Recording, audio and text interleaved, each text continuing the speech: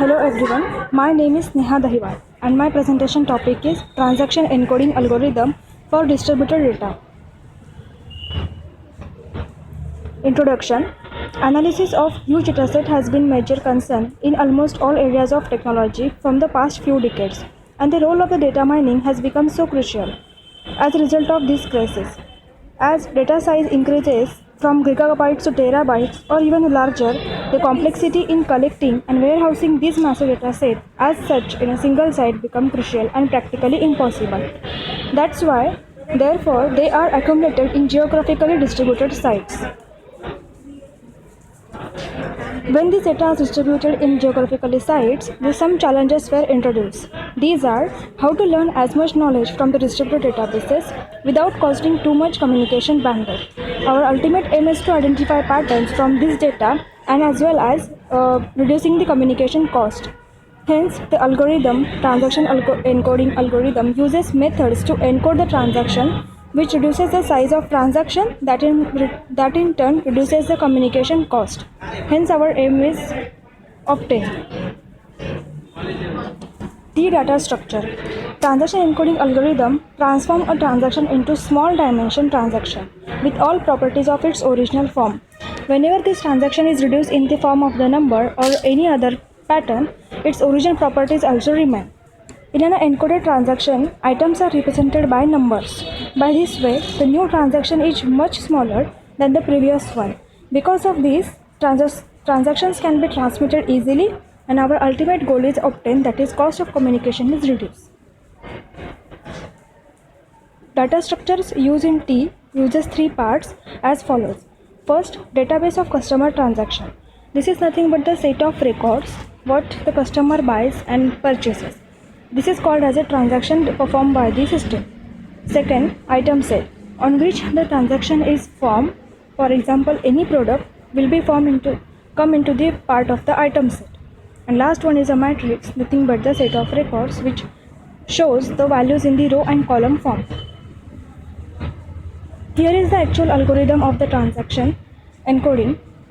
It takes the input database D and the transaction I in the ordered format. Every transaction in D is a subset of I. Output algorithm gives us the output as a core matrix C and the reduced database. In this reduced database, we actually found the strings or items with the maximum frequency. S is the variable which stores the size. Here 2-3 conditions are internally checked by this T algorithm.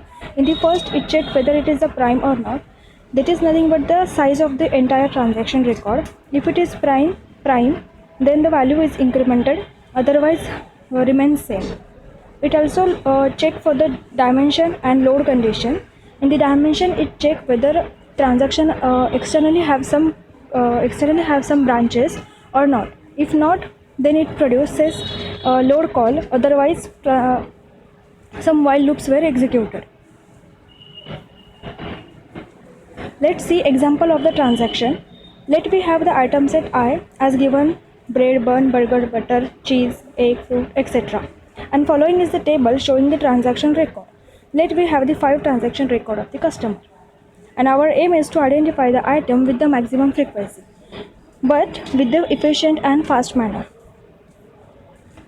What the transaction encoding algorithm will do, in the first phase it will identify each row item with the max frequency is identified. As we know, we have identified the table of 3 rows. It is started from the reverse order, that is from the row 1, 2 and 3. And similarly, the items were written from the starting position, that is bread, bun, burger, butter, cheese, etc. Items with the max frequencies pass from T, and here is the output what we got. The burger, the items with the maximum frequencies has located.